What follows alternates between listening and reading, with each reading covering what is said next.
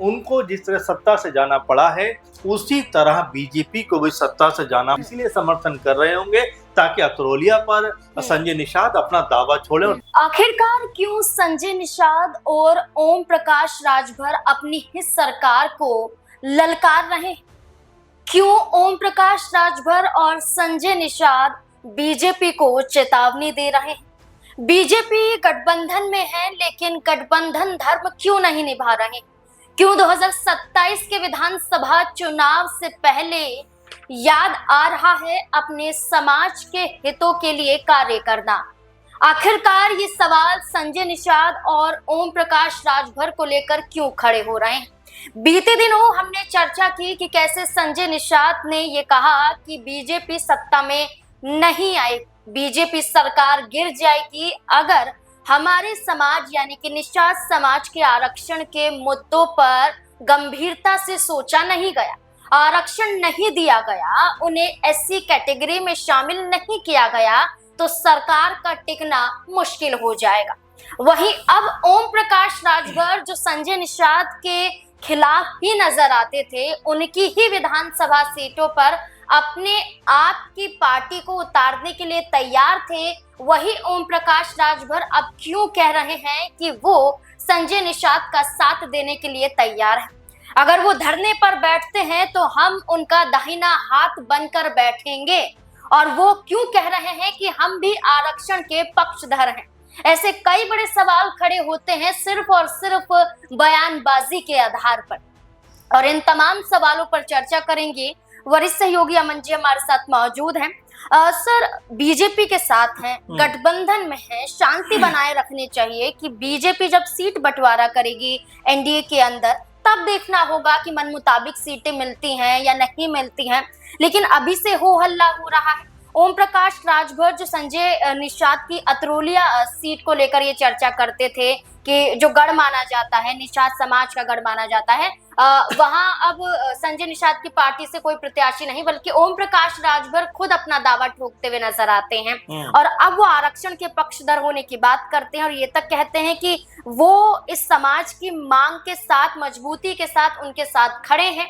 अगर वो धरने पर बैठेंगे तो हम उनका दाहिना हाथ बनकर बैठेंगे। ऐसा कहना क्या बताता है कि बीजेपी को ही अल्टीमेटम दे रहे हैं? देखिए, बिल्कुल चुनावी माहौल जो है उत्तर प्रदेश में पूरी तरीके से बनता हुआ दिखाई पड़ता है, क्योंकि एनडीए कुनबे के लोग अब जिस तरह की बयानबाजी कर रहे हैं तो उसको देखकर तो कम से कम ऐसा लगता है कि अब वो समय आ गया है जब अपने हित में चीजों को लाने के लिए इस तरह की बयानबाजी का सहारा लिया जा रहा है। क्योंकि अगर संजय निषाद के हम बयान को देखें, जब एक बड़ी रैली को संबोधित करते हैं स्थापना दिवस पे, जो है निषाद पार्टी की 16 अगस्त को, उसमें एक बड़ा बयान देते हुए नजर आते हैं कि जिस तरीके से 10 साल से लगातार वो संघर्ष कर रहे हैं और अगर अभी भी आरक्षण नहीं मिलता है तो वो चैन से ना बैठेंगे और ना ही सरकार को चैन से बैठने देंगे। इसके अलावा वो यहाँ तक कहते हुए नजर आए कि अगर भाजपा सरकार ने आरक्षण के मुद्दे पर आनाकानी की या आरक्षण नहीं दिया एससी एसटी वर्ग में, तो कहीं ना कहीं उनको इसका खामियाजा भुगतना पड़ेगा, क्योंकि जिस तरीके से समाजवादी पार्टी हो, बीएसपी हो या फिर कांग्रेस पार्टी हो, उनको जिस तरह सत्ता से जाना पड़ा है उसी तरह बीजेपी को भी सत्ता से जाना पड़ जाएगा। अपने आप में ये बहुत बड़ा स्टेटमेंट माना गया, क्योंकि एनडीए कुनबे की पार्टी निषाद पार्टी की तरफ से जब इस तरह की बयानबाजी होगी तो जाहिर बात है कि इससे विरोधी जो खेमे हैं, विपक्षी जो खेमे हैं, उनको यहाँ पर बोलने का मौका मिलेगा। नंबर एक बात। नंबर दूसरी बात, आपने राजभर का जिक्र किया। देखिए, ओपी राजभर अमूमन देखा जा रहा है कि समाजवादी पार्टी को लेकर, अखिलेश यादव को लेकर, शिवपाल यादव को लेकर अपनी जो है बयानबाजी करते रहे हैं और कई बार तो उनकी बयानबाजी विवादास्पद भी बन जाती है। लेकिन यहाँ पर वो क्या कहते हैं? वो कहते हैं कि जो संजय निषाद बात कह रहे हैं वो बिल्कुल ही जेन्युइन बात है, उसमें कहीं कोई अगर मगर नहीं है, और अगर आरक्षण के मुद्दे पर धरना प्रदर्शन अगर संजय निषाद करते हैं तो हम उनके साथ खड़े रहेंगे, दाहिना हाथ उनका बनेंगे और इस आंदोलन को बड़े रूप में लेकर जाएंगे। वो तो अच्छा, संजय निषाद ये चाहेंगे कि ओपी राजभर साथ दे, क्योंकि अभी कुछ दिनों पहले जब ये बयानबाजी हो रही थी कि अतरोलिया पर उतरेंगे, आजमगढ़ की 10 की 10 विधानसभा सीट पर उनकी ही पार्टी चुनाव लड़ेगी, तब संजय निषाद ने ये कहा था कि उनकी स्क्रिप्ट कोई और लिख रहा है, उन्हें समझ में नहीं आ रहा है, बोल कुछ और रहे हैं। बड़े भाई बताते तो हैं लेकिन साथ ही साथ उन्हें चेतावनी देते हुए नजर आते हैं। हाँ। ये तक बताते हैं कि वो अपने दिमाग से काम नहीं ले रहे हैं। अब क्या ओपी राजभर का साथ देखिए, देंगे? पहली बात तो ये है कि जिस तरह संजय निषाद यहाँ पर बयानबाजी करते हुए दिखाई पड़े, और उनके बयान के बाद में ओपी राजभर का उनका समर्थन करना बिल्कुल इस बात में कोई दो राय नहीं है। शायद इसीलिए समर्थन कर रहे होंगे ताकि अतरौलिया पर संजय निषाद अपना दावा छोड़े और 10 सीटें लड़ने की जो बात ओपी राजभर कर रहे थे, उनकी बात को यहाँ पर समर्थन मिलता हुआ दिखाई पड़े। लेकिन जिस तरह से अभी पूरा माहौल देखे और यहाँ पर बीजेपी के खिलाफ बयानबाजी देखे, तो वो ये कहते हैं कि सरकार के खिलाफ हम नहीं है, हम आरक्षण के साथ में हैं, और अगर सरकार ने आरक्षण नहीं दिया तो सरकार से भी भिड़ने को हम तैयार हैं। इसके अलावा ओपी राजभर ये कहते हुए नजर आते हैं कि भाई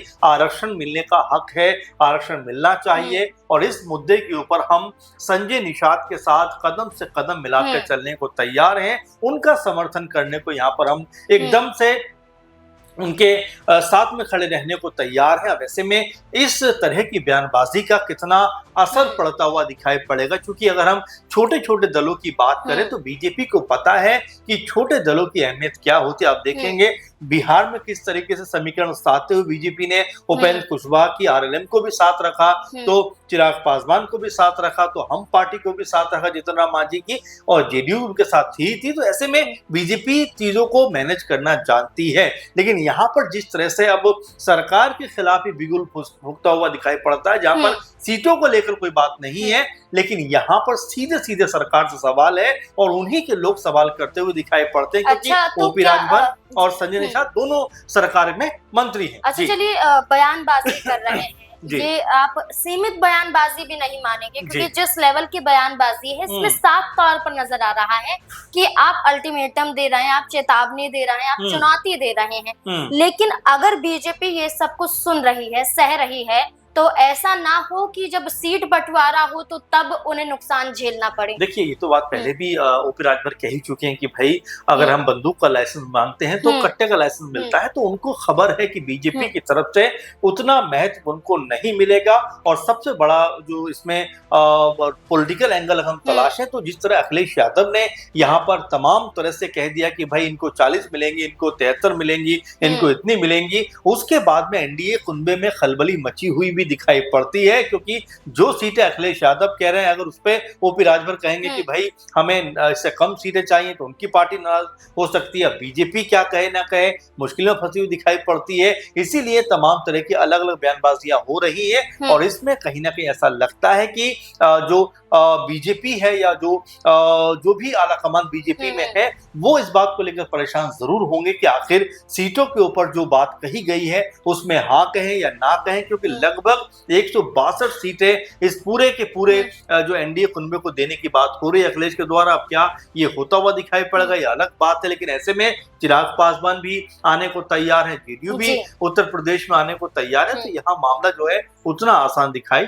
नहीं पड़ रहा है। बिल्कुल मामला आसान नहीं है, पेच फंस सकता है और सीटों पर ही फंसेगा, क्योंकि अभी तो बयानबाजी है और बयानबाजी अपनी ही सरकार के खिलाफ है, योगी सरकार के खिलाफ।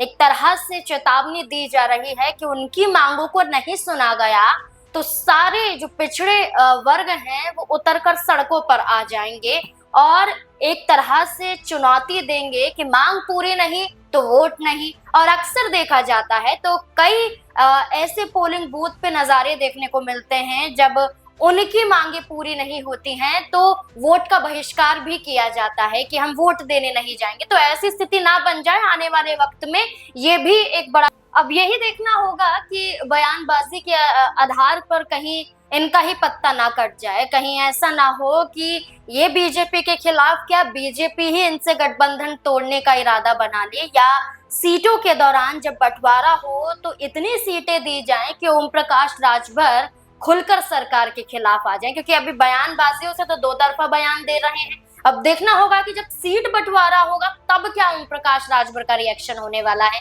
इस पूरे मुद्दे को लेकर आपको क्या लगता है, अपनी राय हमारे साथ जरूर साझा करें। धन्यवाद।